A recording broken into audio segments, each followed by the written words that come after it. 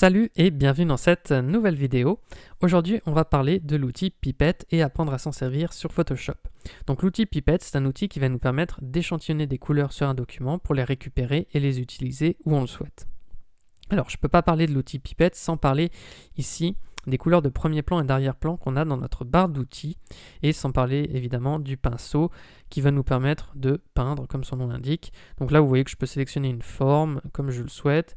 Alors j'ai toutes sortes de réglages mais c'est pas l'objet de cette vidéo, mais simplement vous voyez selon les réglages que je vais choisir je vais pouvoir peindre avec une couleur et on va s'intéresser à ces couleurs justement. Ici j'ai peint en noir parce que le noir est sélectionné par défaut en premier plan.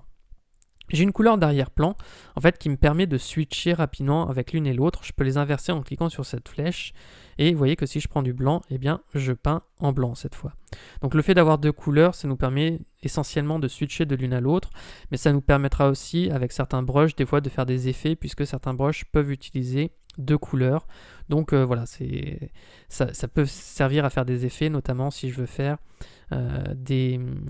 des brins d'herbe par exemple. Alors là j'ai un brush brin d'herbe comme ceci, voilà, et il va utiliser les deux couleurs. Vous voyez, il me fait à la fois du blanc et du noir tout simplement parce que j'ai sélectionné du blanc et du noir. Donc bon, c'est pas le sujet de la vidéo, mais c'est simplement pour vous informer là-dessus. Donc je peux évidemment changer ces couleurs en cliquant par exemple sur l'une d'elles, et puis j'ai le sélecteur de couleurs qui s'ouvre, et puis je peux, voilà, hop là, sélectionner des couleurs dedans. Et là j'ai du bleu, et puis je peux peindre en bleu. Ensuite, je peux les réinitialiser en cliquant sur cette petite icône qui me permet de remettre le noir en premier plan et le blanc en arrière-plan. Donc maintenant qu'on sait ça, on va pouvoir utiliser la pipette en la sélectionnant ici, donc dans la barre d'outils, ou en cliquant sur la touche I de notre clavier. Alors quand je me promène sur le document, maintenant vous voyez que j'ai une sorte de cercle de viseur en fait, et ça va me permettre, lorsque je vais cliquer sur une zone, alors là vous voyez j'ai 4 couleurs unies, donc si je clique là-dessus, et bien tout simplement j'échantillonne la couleur, je la récupère en premier plan, et je vais pouvoir peindre avec. Vous voyez, si je refais un clic, hop là, c'est exactement la même. Photoshop récupère le même code hexadécimal de la couleur. Donc ça va être pratique pour récupérer des couleurs. Donc un raccourci clavier qui peut être intéressant aussi, c'est qu'en fait, là vous voyez que je suis sur le pinceau, et plutôt que des fois que de cliquer sur la pipette à chaque fois pour la récupérer, on peut en fait, simplement en étant sur le pinceau, faire Alt, et j'ai la pipette qui apparaît tant que j'appuie sur Alt. Donc j'ai Alt qui est actif, je fais un clic sur la couleur qui m'intéresse, et hop là, je l'ai récupéré, et j'ai pas changé d'outil, ce qui peut être vraiment un gros gain de temps quand on veut dessiner avec le pinceau. C'est un raccourci voilà, très utile. Donc ensuite, si je reviens sur la pipette et que je m'attarde un peu sur les réglages que j'ai ici, je vois qu'ici j'ai échantillon ponctuel. C'est le réglage que je vous invite à laisser par défaut, tout simplement parce que ça va en fait échantillonner exactement la couleur sur laquelle vous allez cliquer. Donc c'est-à-dire que si ici vous voyez j'ai des dégradés, si je clique ici, je sélectionne exactement le vert qui se situe ici.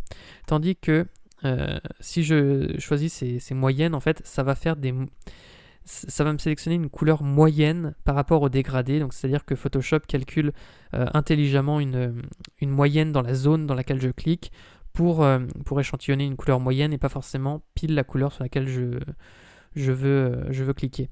Donc par défaut je vous conseille plutôt de garder l'échantillon ponctuel. Souvent ça change pas grand chose, mais voilà, par défaut moi je le laisse toujours là-dessus. Ensuite ici on a échantillon tous les calques. Alors ça c'est pareil, je vous conseille de cocher tous les calques simplement parce que vous voyez, bon là j'ai toutes mes couleurs sur le même calque, mais admettons vous voyez que je crée un nouveau calque et que je le remplisse avec un noir. Alors je vais le remplir avec du noir et je vais baisser un tout petit peu l'opacité pour qu'il soit un peu transparent. Alors vous voyez, comme ça j'ai un effet de transparence. Et bien si je prends maintenant ma pipette, que j'ai tous les calques qui est actif, vous voyez que si je clique ici dans la zone sombre, et bien j'ai un vert sombre qui est sélectionné, tandis que si je clique ici sur le vert, j'ai un vert clair qui est sélectionné. Et peu importe le calque sur lequel je suis, ça me sélectionnera toujours la couleur finalement qui apparaît sur le document et où je clique.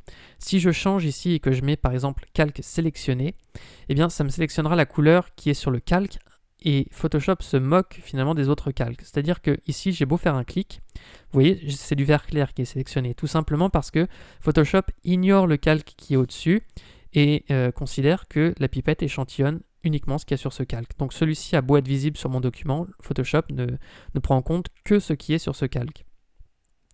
Alors si je faisais l'inverse, c'est que je cliquais du coup ici sur mon cercle, vous voyez, je fais un clic là-dessus, eh bien Photoshop ne me sélectionne pas du vert, mais vous voyez qu'il m'a pris un noir complet, tout simplement parce que mon cercle est censé être noir.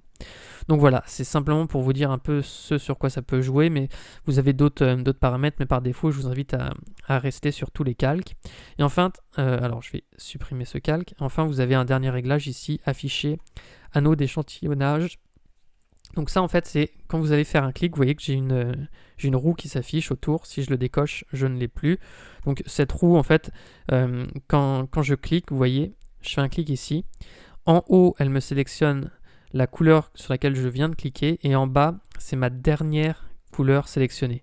Donc vous voyez, ça permet en fait, là je maintiens le clic et je me promène, en haut, en fait, à chaque fois en temps réel, il me change la couleur, tandis qu'en bas, il me laisse la dernière couleur qui était sélectionnée en premier plan.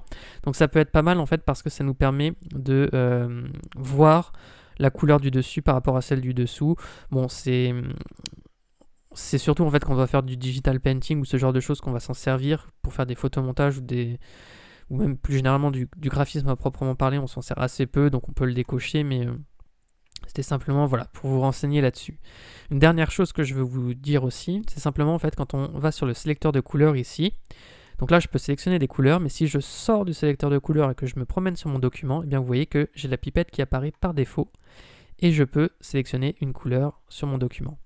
Alors c'est pratique, c'est pratique. Ici ça n'a pas d'intérêt, autant utiliser la pipette directement, ça va plus vite. Simplement par exemple si je crée un texte, voilà, j'écris hello. Alors Photoshop par défaut a pris la couleur de premier plan, mais si je veux changer de couleur, je vais aller ici dans l'onglet caractères, je clique sur la couleur. Et si je veux récupérer exactement le même rouge que j'ai ici, eh bien vous voyez que je peux prendre le sélecteur de couleur du texte et cliquer ici, et je peux échantillonner une couleur très facilement, sans passer finalement directement par l'outil pipette, parce que grâce au sélecteur de couleurs, je peux utiliser la pipette. Donc voilà, c'était tout ce qu'il y avait à savoir sur la pipette. C'est un outil assez simple à prendre en main, mais évidemment très pratique. J'espère que cette vidéo vous aura bien renseigné là-dessus. Si vous avez des questions, vous pouvez les poser en commentaire, j'y répondrai. Et si la vidéo vous a plu, je vous invite à mettre un like et à vous abonner à la chaîne. Et sur ce, moi je vous dis à bientôt pour de prochaines vidéos.